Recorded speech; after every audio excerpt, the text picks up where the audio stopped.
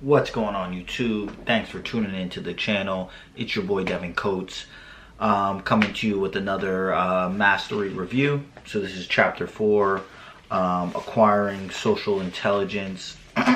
So just quick, I'm gonna change up the format a bit, but not gonna tell all the stories, just trying to shorten things in the interest of time. So he starts off with a story to explain everything with Benjamin Franklin. Anybody in America would know he's on the $100 bill. But long story short, this guy, crazy philosopher, he really wanted to be a writer when he was younger. And fortunately, his brother actually worked in a print shop. So he apprenticed for his brother. And he always wanted to put articles in. His brother never wanted him to do it. So he actually creates a pseudonym. And starts writing as this crazy lady that puts in these like little testimonial things that she sends in each newspaper. It keeps getting printed. It becomes a big hit. He decides, you know, apprenticing under my brother, I'm doing so great. Why don't I tell my brother? He tells his brother. He thinks his brother is going to be so happy for him. I'm such a great writer. His brother's actually furious. He's so mad that he lied to him and is actually somewhat jealous of the fact that he's such a great writer. And basically Ben is forced to leave that job, moves to Philly, gets a new job. So he gets a new job in Philly, and he's just working there as apprentice for print shop once again. And he actually meets the governor of Philly. Now this guy tells him, you know, I have this crazy idea, big opportunity. Fly over to London to create the shop. So he actually decides, I'm going to fly over to London to create the shop. Little does he know, once he gets in London, there's nothing really there for him. And he finally meets somebody that actually knows the governor of Philly. And he was like, that guy's a huge charlatan. All he does is sell dreams. Like, there's not going to be anything here. Like, he's just kind of talking about ideas. So basically, Benjamin Franklin stuck in the middle of London. What do you do?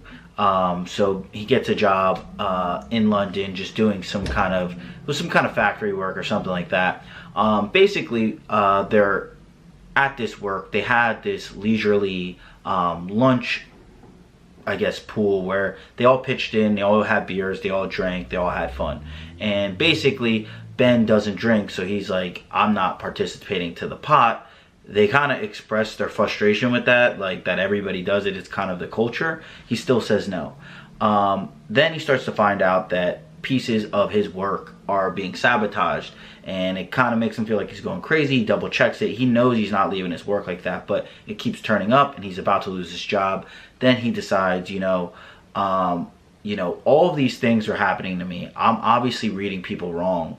Let me start studying. He participates in the pot, and basically they stop sabotaging his work, but he's still having that thought of, how come I'm so bad with people? So he decides he's going to be a complete studier of people, and he's actually gone down as one of the best socially in terms of how he ended his career politically in the government and things like that.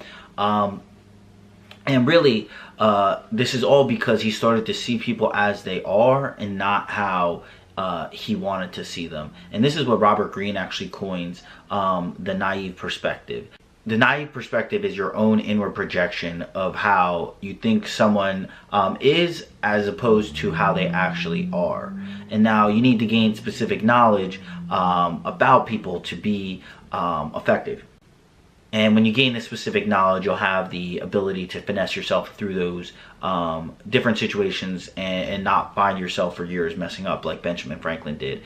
The next thing he talks about is the 7 deadly realities. These are envy, comparing yourself to other people, conformism, making yourself like the group, rigidity, being too tight to your own beliefs and routine, self-obsessiveness, being too absorbed in your own interests and your own self, flightiness, which is being swayed back and forth due to your emotions, laziness, obviously not having the motivation to want to do anything, always looking for shortcuts, passive aggressiveness, having the inability to have direct confrontation and confront things head on, but being aggressive in a roundabout manner. And basically, these 7 deadly realities, people like to hide these qualities. We all have them to some degree or another, but this is not some, these are like taboo topics about human behavior that you need to be aware of. So next he goes into strategies of acquiring social intelligence.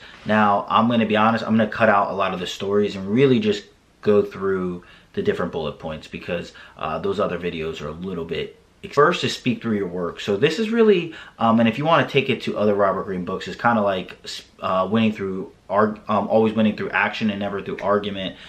Basically, that whenever you have something that you're doing, you want to actually just create the work. So instead of saying how good you are, why don't you show the finished product of displaying how good you are in a game? And there's basically a story of a doctor who actually was the one who figured out germ disease, and basically because he had the inability to publish it, and not inability, the lack of decision to do of publishing this in a peer-reviewed journal, it never caught on, and then 60 years later somebody else basically just discovers it and publishes it correctly. And really the only reason why it was never accepted was because socially he didn't follow the social rules. So the next one is craft the appropriate persona.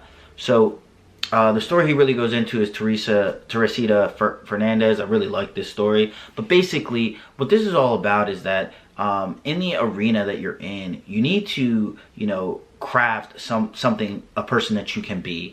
If you watch any rap or anything, I know I'm like a big fan. There's certain rappers that like they have created such a persona that they have to live like an act their whole life. Now there's other rappers that they've only talk about their life, their experiences, whatever they may be, and they can just be themselves. And in the arena of work, it's very similar, where you have to create a persona that you can show up in every day, and that will also be respected in the arena that you're in. You can't be, you can't be a clown when you want to be in a Fortune 500 business boardroom, but there are some maybe techniques you can create your own where you can fit in that niche.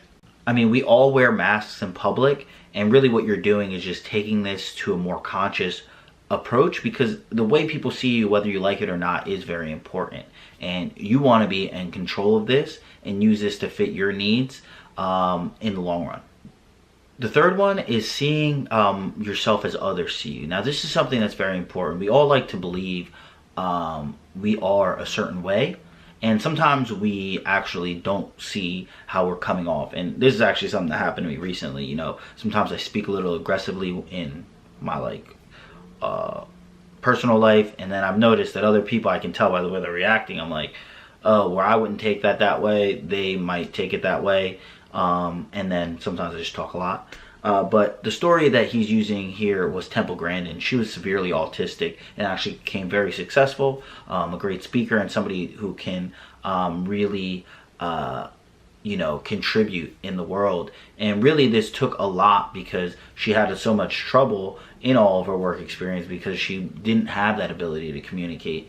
But what she did to overcome this was to see how other people saw her and then react to that. Okay, if I change this, now why don't I see how people are reacting to that? Because a lot of the times, and I'm also in sales, it's like you can think that being yourself is enough, but who is yourself? It's really a lot of the ways you act and a lot of the ways you do is reflected by the opinions of other people. I'm not saying to live your life judged by other people, but to be sophisticated in the social arena, you have to understand what people are absorbing from you and how they're interpreting it. And that's what you want to see and focus on manipulating what they're seeing there. So the next one is suffer fools gladly. Now this one a little bit all over the place, because a fool is kind of, the way he defines it, is somebody that is looking for things in the short term over the long term. So I'm going to kind of not even really base on the stories as much, or that kind of idea, just kind of the definition that he's giving. So his whole idea is that, fools are everywhere in life. There's no way to really get away from fools being there. We are fools sometimes, so you need to just accept that, and instead of trying to change it, just act with that in mind, that that's part of the arena. So if you are, and he describes one guy that's creating an argument, that you know there's going to be haters and people out the woodworks because you're bringing something new to the ground. You know, you want to make something airtight when you bring it to the market, because you know there's going to be fools that are not going to be able to just see what you bring and the merit you might be bringing, but they're going to be shooting it down from every little different spot. And if you don't have those airtight, nobody's even going to hear your argument, because it's already like discredited because of the fact that you didn't. It's already discredited for the fact that it wasn't an airtight argument. But understanding that fools are a part of life, and whenever there is somebody that's there, or a situation where you know the short term is going to be prioritized over the long term and you're going to be affected, just know that going in, that is something that is inevitably going to be there. There's always going to be fools, so you always have to think about how you're going to maneuver there and not to get upset. Just act accordingly. It's similar to a sport. If you're in a fighting sport, you know, if you're throwing punches, you don't get mad if the other guy hits you in the face. You just get the blow and then you act accordingly to win the game. It's not an emotional thing.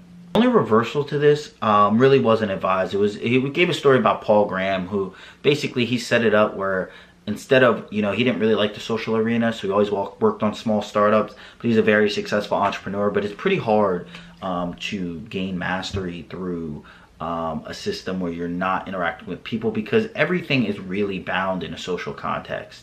Like everything you really think of, money wouldn't even make sense. Nothing that I'm doing would make sense without the social context around it. So you have to understand that nothing is in a vacuum, and that we are humans, and humans are a very communicative, a very communicating animal, and since that's the case, everything will be bound in a social context, and you need to really just keep that in mind when you're making these moves. But that's it for this one. I don't want to make this too long. Like, comment, subscribe. Dislike if you don't like it. Leave some comments below. Anything will do. It's your boy Devin Coates. Thanks for tuning into the channel. I'm going to have this done for sure in the coming weeks. I'm going to keep dropping these videos. Thanks for tuning in, and until next time, peace out.